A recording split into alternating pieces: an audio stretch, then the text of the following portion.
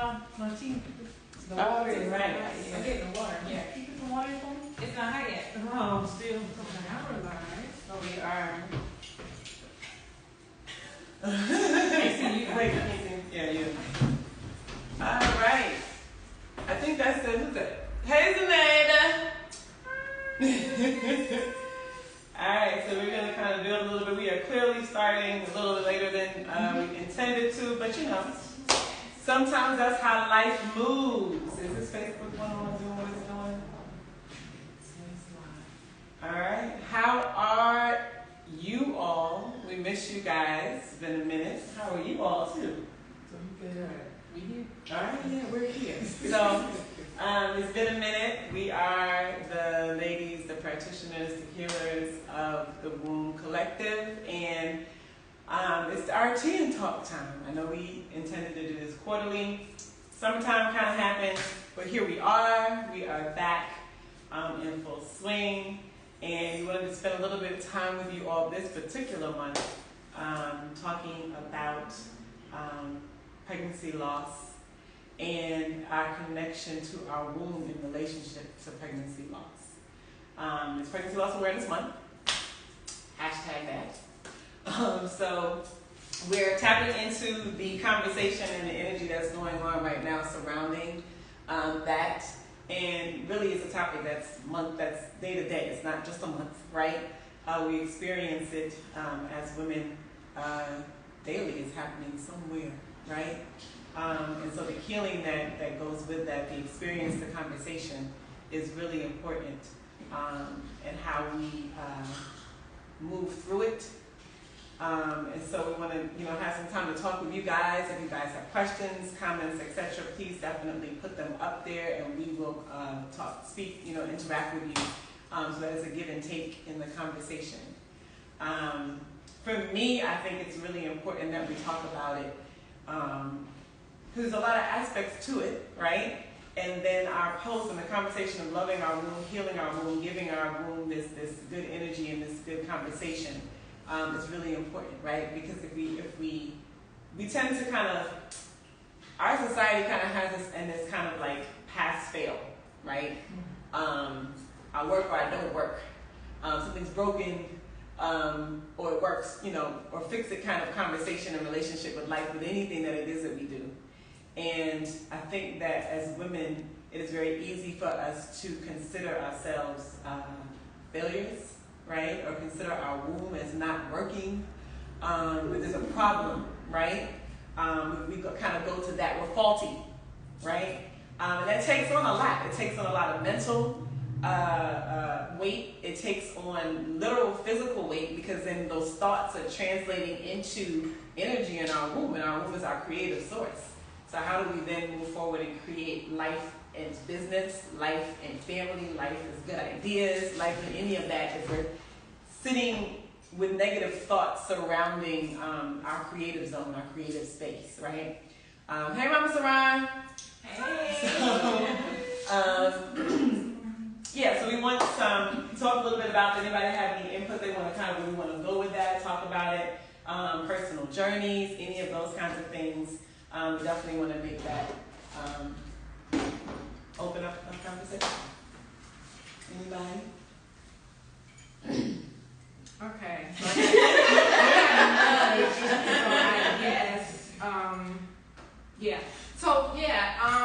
It's really interesting because 4 years ago was the first time I did my Facebook Live on my page, Tamara Clear Hunter page, talking about my pregnancy loss.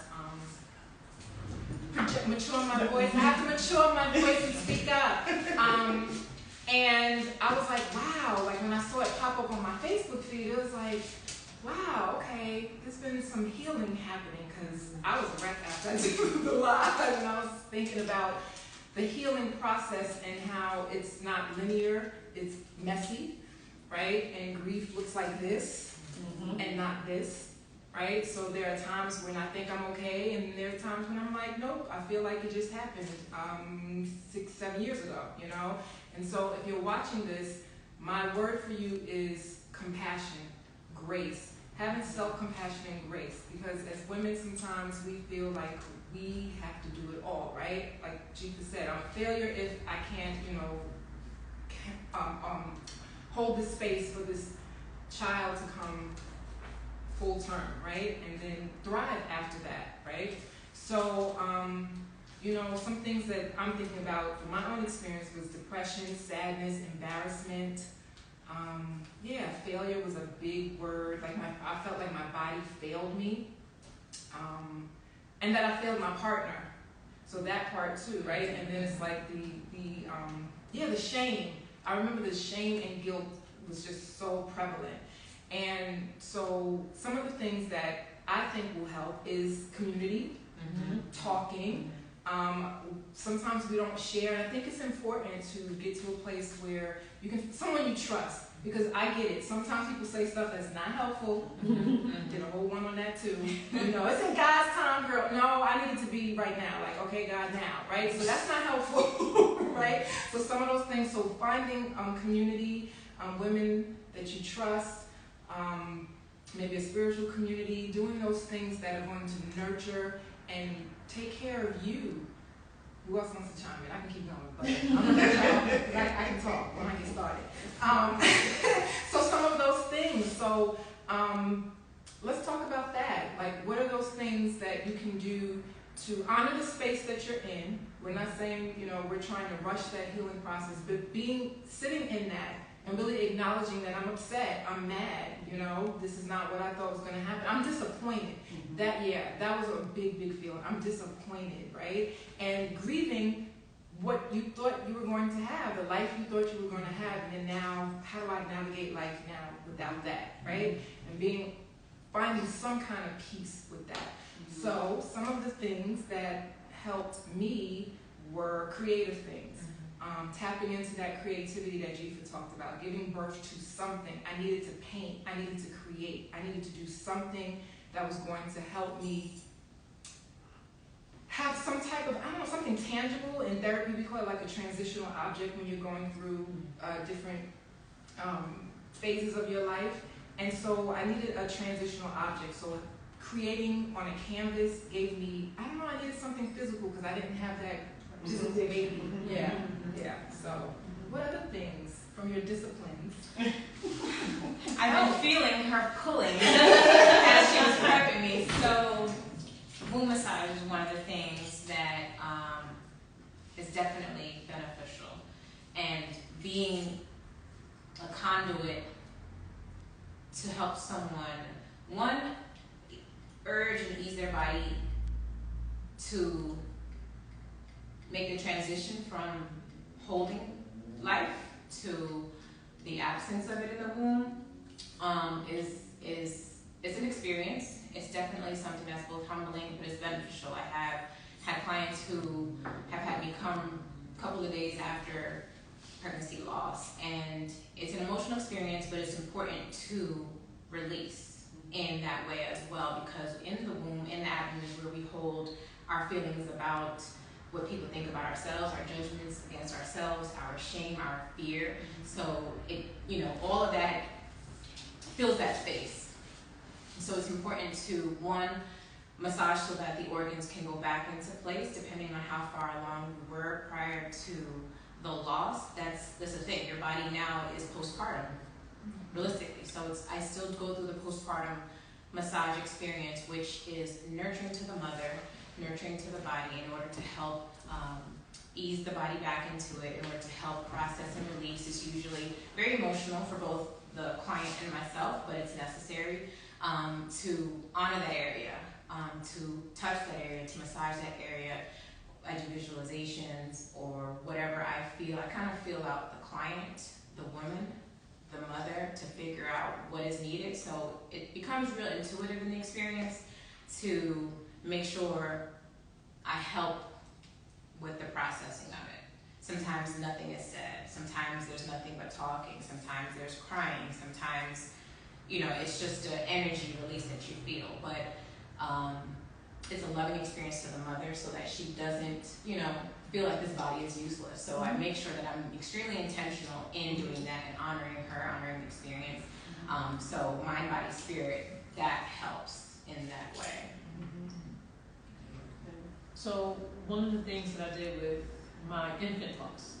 So background on mine is that my first daughter, she was born at 23 weeks. She lived to be 32 weeks before she transitioned, and it was a thing when she was in the hospital. Okay, she was in the hospital. Anybody who's had a baby in NICU understands what I'm about to say. They're calling me every 20 minutes, every hour, talking about, okay, she just coded. Okay, we're going to put her on this vent. We're going to do this. We just did compressions. So I was there, and the doctor came, pulled me to the side and had a very honest conversation and said, we can do this all night. Whatever you want, we'll pull out every gadget we got in the back, whatever it takes. But just understand, we've coded your daughter 12 times. Mm-hmm. So she's hypoxic at this point. Mm-hmm. So big term, hypoxic means lack of oxygen to the brain. Lungs and brain, actually. And if we get her back and she stays with us, her quality of life is her quality of life will that happened. Sorry. Fierce and hill. I know. I'm happy you saw it. Sage girl.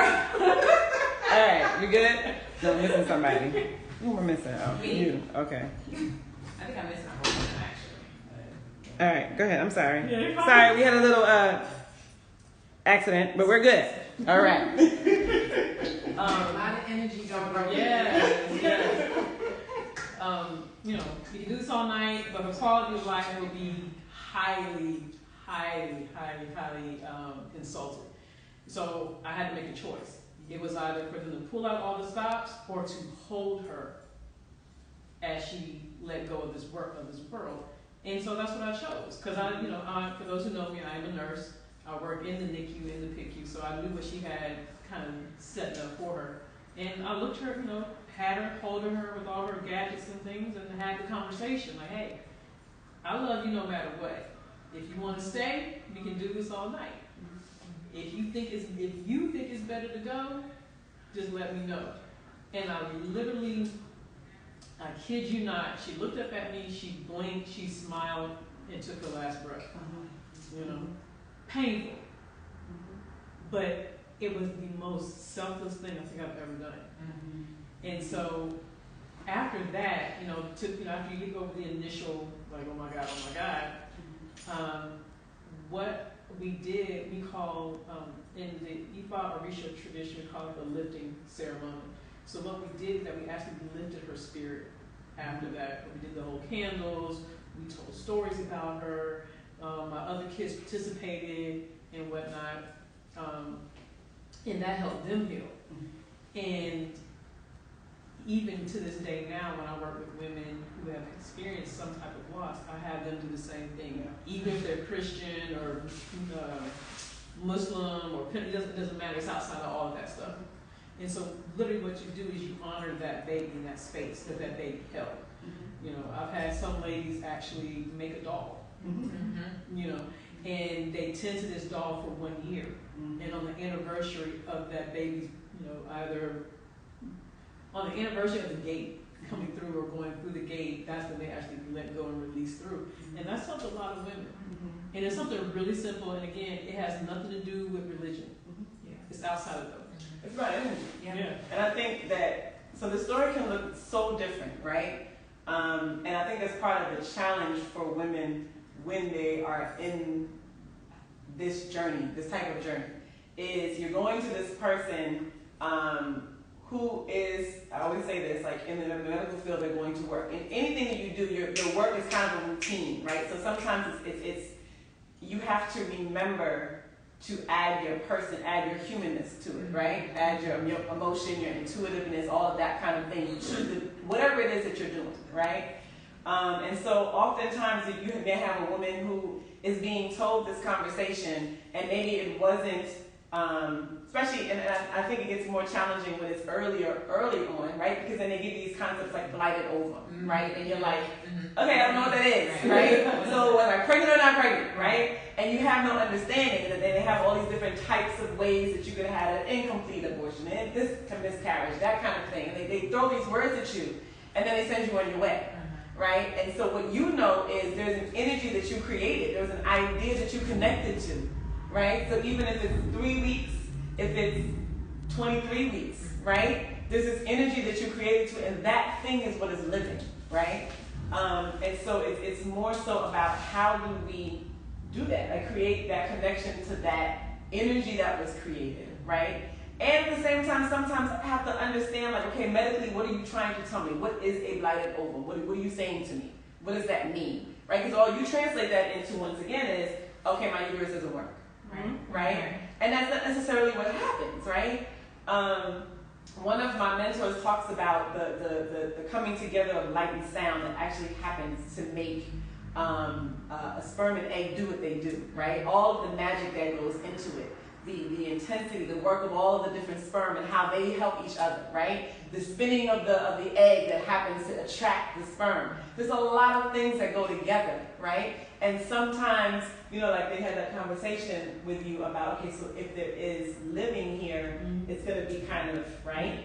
So medically, you have this person who's kind of throwing this word at you and they're like, yeah, well, it might have been a problem, it wasn't going to happen.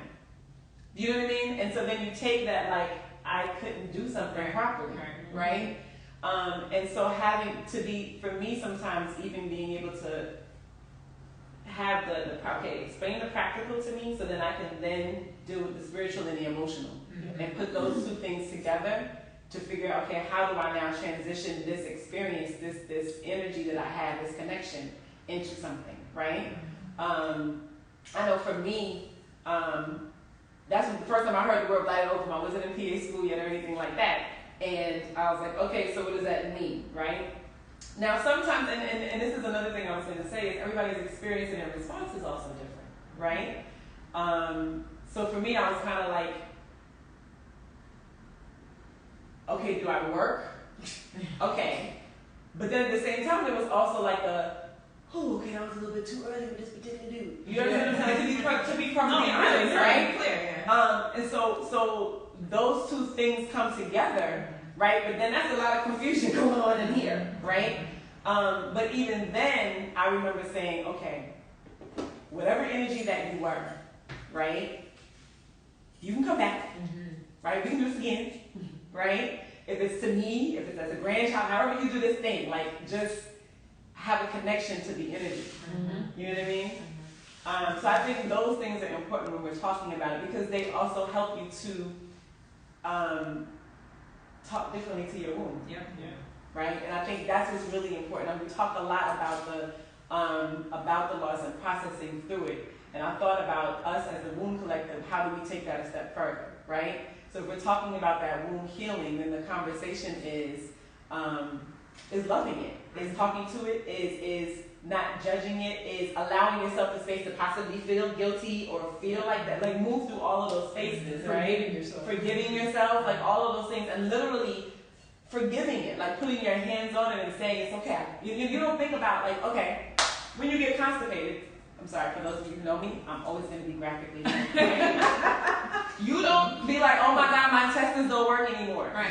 You know what I'm saying? Right. Like every other organ in your body that has a challenge-ish, unless of course it's, a disease process, whatever. But if it's like little things that are hiccups along the way, you're not like, oh my God, it doesn't work. But we're easy to do that when it comes to the womb because of this there's an expectation that we put on ourselves. There's an expectation that society puts on us.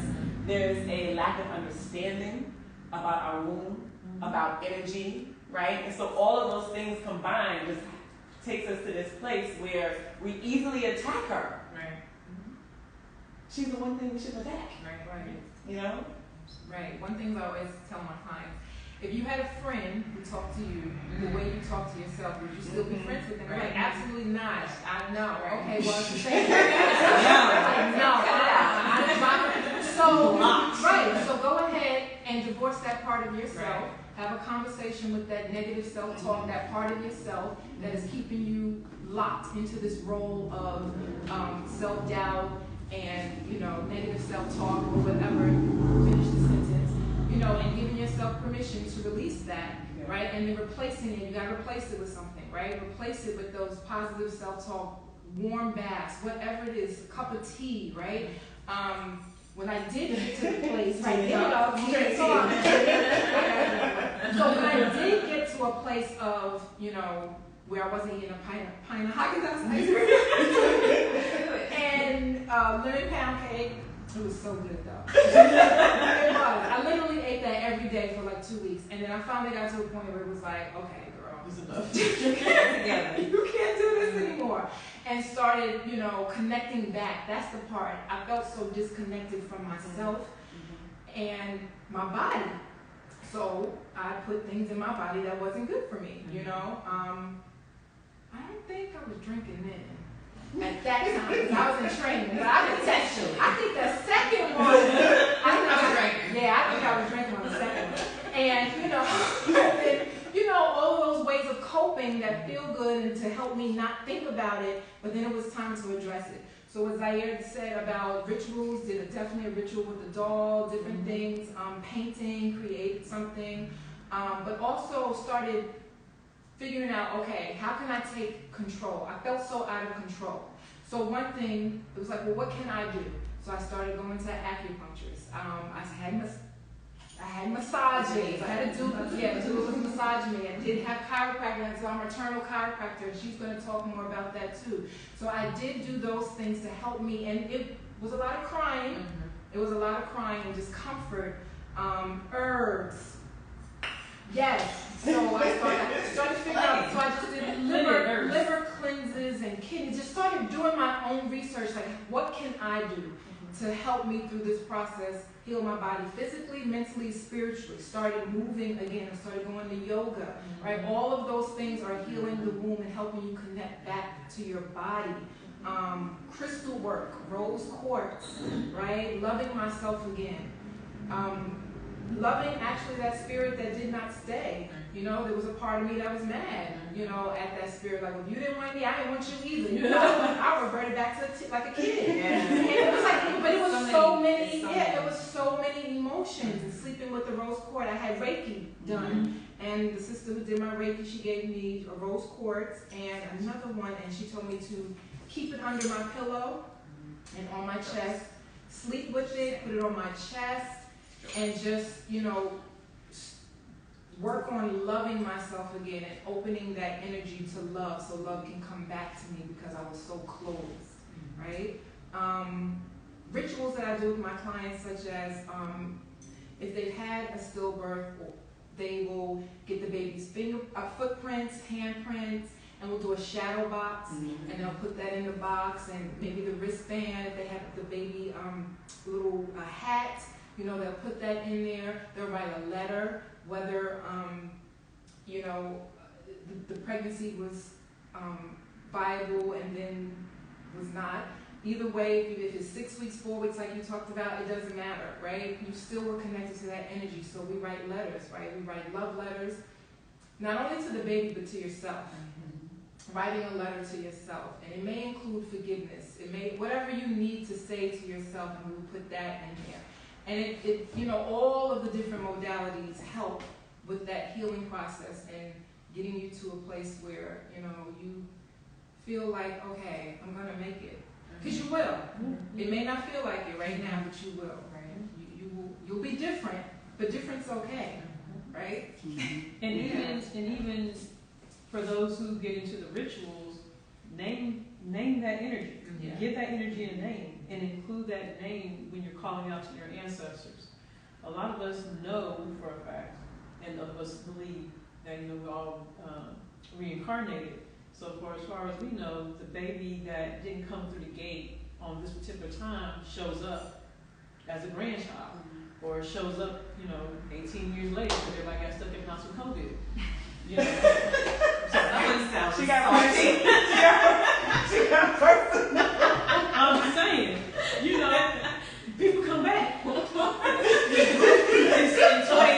In 2020, coming back. I think so. But I'm just saying, include that energy in the prayer because, it's a collective energy, and it may be that energy one day that's tapping you on the shoulder when you're trying to play a Powerball with this $592 million. Like, hey, choose 13, 14. You never know. But Right. that's a way of honoring that energy. And for those who are having repeated losses, take a step back and look at what's going on. Because when you have a baby that doesn't make it through the gate, or an energy that doesn't make it through the gate, there's a lesson that needs to be learned. Something in that cipher has to be changed. Either it's you, your partner, the environment, the job, the mental state of mind. Something has to shift. Okay? And then the other thing I was going to say real quick aside is that with the reincarnation, or the energies, never dying, just changing forms, is that energy has a lifetime that it has to get through. The fact that as the carrier of that energy, you recognize that it was there, even if it didn't come out, it was a lifetime. So we don't know if they're coming back, repeating some karma that they didn't get rid of.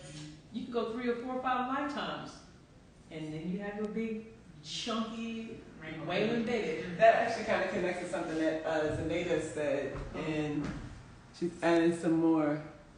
Okay, you going for it, Zenaida, I see. Okay, so the other piece just came out.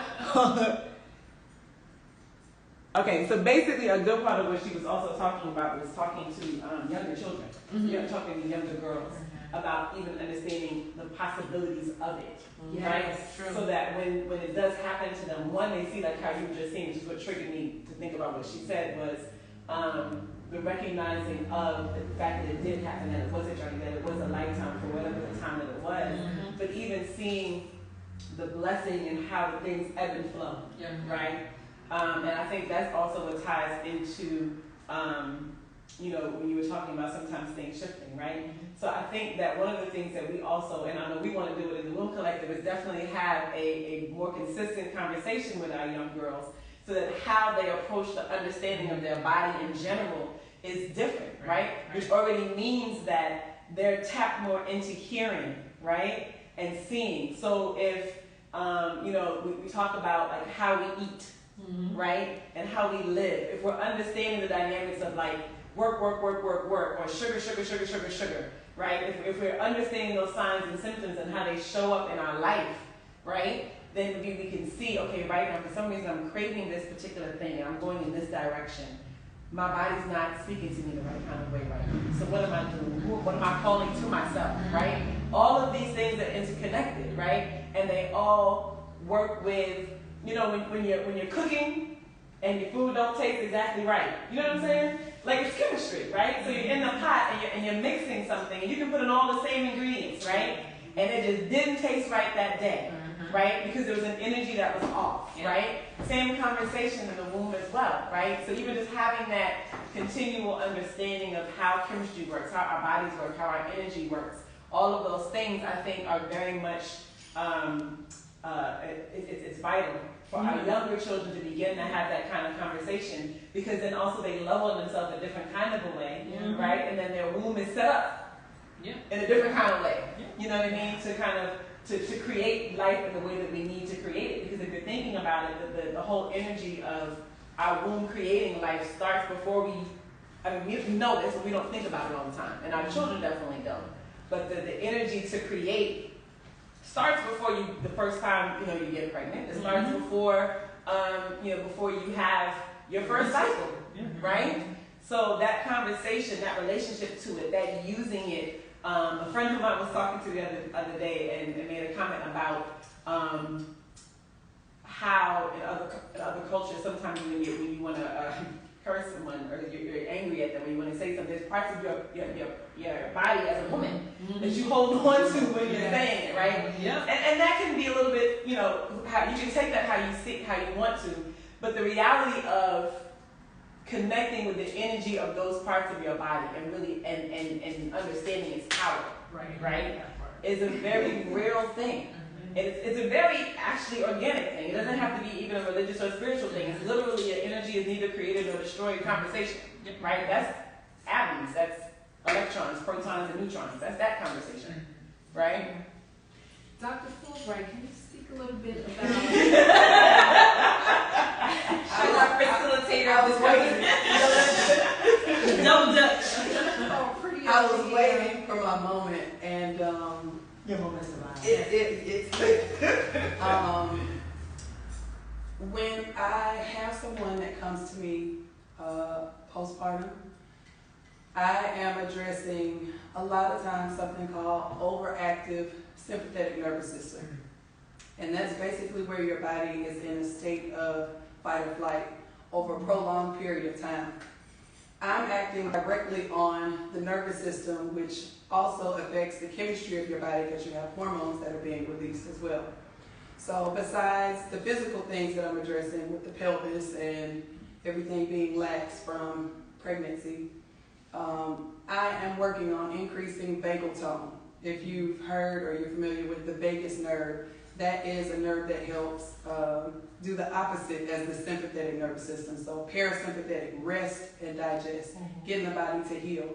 So a lot of times I'm focusing on decreasing the sympathetic nervous system, increasing vagal tone or parasympathetic nervous system to facilitate the body healing. And that's probably not as deep as Deep to the spinal cord. That's really deep. But I definitely focus on self-care postpartum, whether it's pregnancy loss or with a living baby. They'll come to their appointments and then afterwards it's all about the baby or all about the loss. And when the cabin pressure changes on an airplane, they say you should secure your mask first before helping other people. And I try to put that into perspective for the moms. In order for you to take care of your baby, that energy, whatever healing that needs to take place, you gotta look within and take care of yourself as well. So I make the appropriate referrals where they are needed for mental health and the body chemistry, working with herbs, but physically, I'm focusing on rebalancing the pelvis and sacrum and increasing vagal tone to kind of bring the body down so it can heal and repair. And that's also really important to you when you bring in the whole nervous system, right? Because I think about within in any culture, but definitely the medicine that is used here can definitely be aggressive to the body, right? So one of the aspects that I think needs to be considered and talked about is not only are you dealing with this emotional conversation, right? It's this mental, emotional, spiritual conversation, right? But you're also dealing with you went, found out this news, that's a whole thing in and of itself, right? And now they're going to give you a pill, right? Because one of the things that we need to do is medically now make sure that we have emptied out this womb, right? That's a physical thing that does need to happen.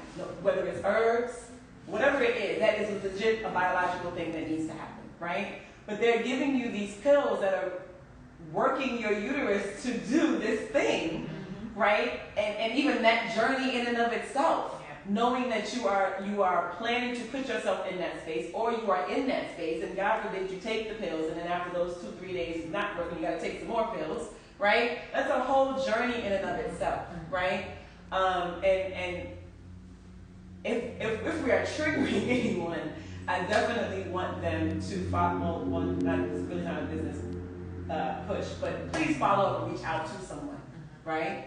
Because that journey is real. The conversation is real. The remembering is real. The trigger is real, right?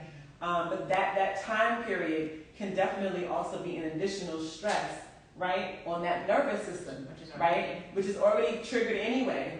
And now you set yourself up for this journey of your uterus being worked to do this thing, sort of like an induction, right? And so you're being worked through this thing chemically to do this releasing, right?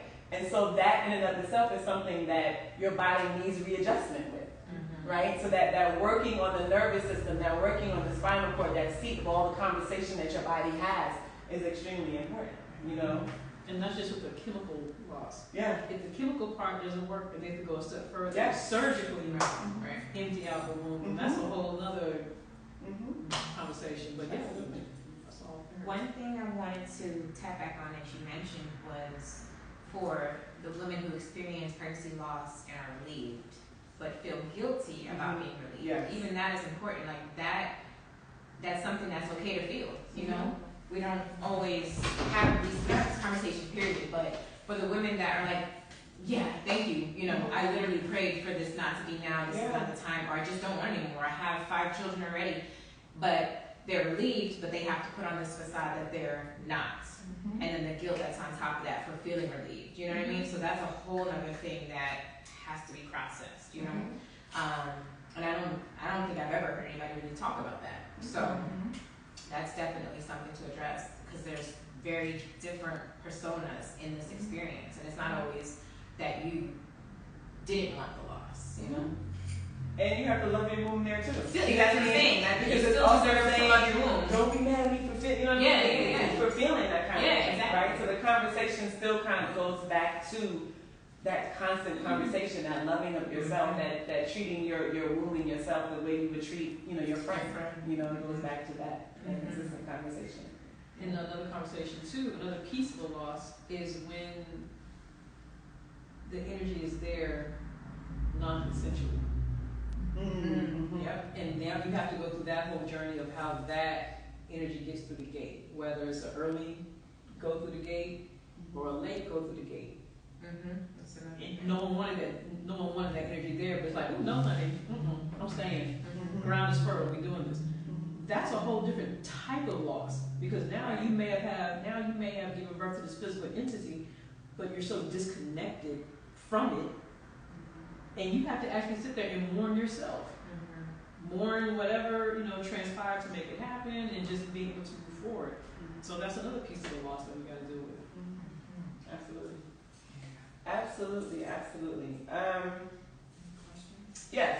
If anyone has any questions they want to type in there, comments, we can take some of them. Mr. Native was rolling with us today.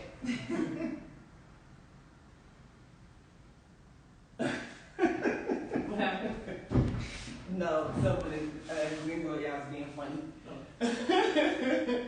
All right, well, if we do not have any questions, any comments, we are very thankful for you all that joined us today, and look forward to you all joining us at our next Tea and Talk, our next quarterly Tea and Talk. If you have ideas, comments, things you want us to talk about, you can always DM us at the Womb Collective, so that we can talk about whatever those topics are. We're going to definitely be continuing this. I even want to bring in a couple of elders to sit and talk with us as well. We've had some requests for menopause conversation. We're definitely going to do that as well. And just a side plug, there are a few special women who are joining us for our first annual Womb Wellness Retreat this October in a few weeks. We're very excited about it. Next week. And for those of you who won't be joining us this year, please look forward to it next year. All right. We also do a teen retreat. We're going to do that biannually, so that's going to come back around in January, February time. We work with our young teenagers, and we talk to them about their wombs, learning to love their wombs and understand their wombs. Yeah. So the Womb Wellness Retreat, we're going to be very excited to share bits and pieces of it with you, just so you can see the beauty that we create. We're going to the North Georgia Mountains. If you want to support it, sponsor it, create the vision, you can cash app us at the Womb Collective. Otherwise, just follow along with us as we grow and do what we do. If you have any questions about taking care of your womb, if you have any women that you know that need us, our goal, just so you understand our goal and our passion, is to really redefine how we take care of us, right? Every culture, every society has its way of taking care of the body. And so we feel like there's a different approach to dealing with the uterus and dealing with the womb and dealing with ourselves, dealing with our yoni that needs to happen, right? Just a general overall change in the conversation that is had surrounding us and our wombs, okay? And so with that being said, yes. Go. Before, I know we opened a space back. If you're watching and you're someone who has experienced pregnancy loss, infant loss, I want to encourage you to reach out for support. Find support groups. There's Sister-in-Law, she has support groups. I think there's Black Angel Mom on Instagram. I believe she has support groups. She has a journal. Like, find someone, a therapist that you can talk to, you can get on.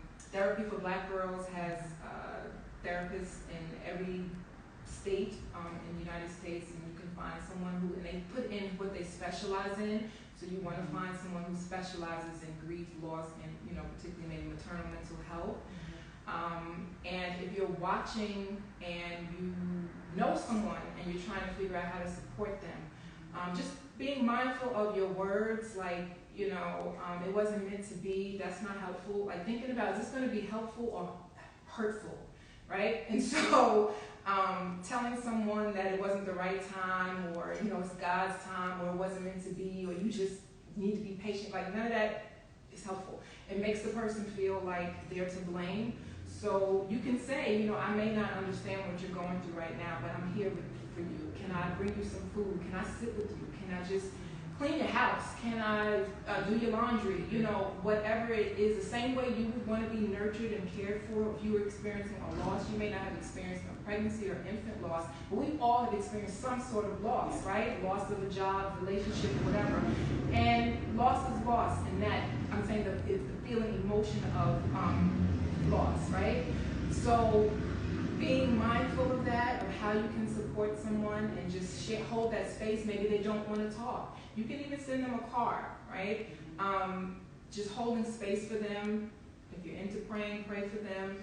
And maybe just even asking them. Sometimes we don't know what we need, but sometimes we do know what we need, but we can't do it ourselves.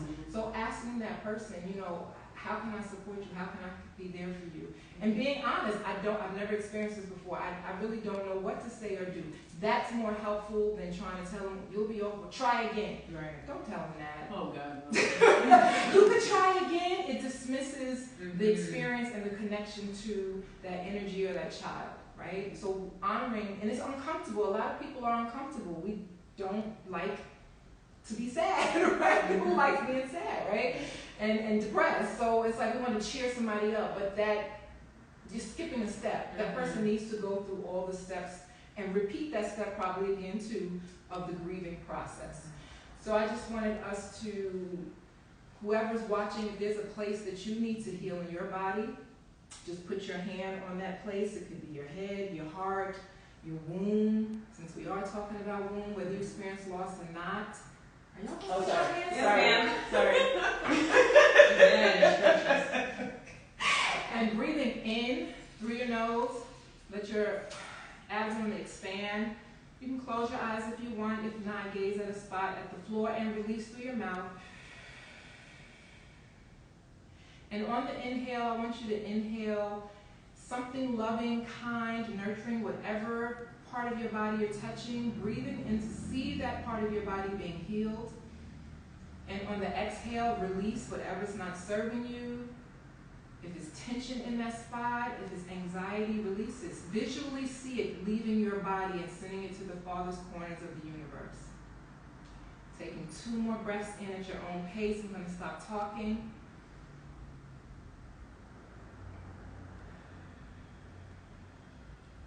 Last breath, make it the deepest out of all breaths. And release with some sound. I want you to stretch up, reach up, look up to the sky or the ceiling. Wrap one arm around your waist. If you, I can't get mine. All this rolls, I can't. And just hug, give yourself a hug. And give yourself a hug. If nobody hugged you today, you hug yourself. Give yourself a hug. Yeah, pat your back. And love, pour into yourself. Pour into yourself like you would do to others. We thank you so much for being here. Just be mindful of if anything comes up for you after this, and take care of yourself. And have an awesome week. Yes. All right. Thank you. And we will see you again. Thank you so much. Thank you.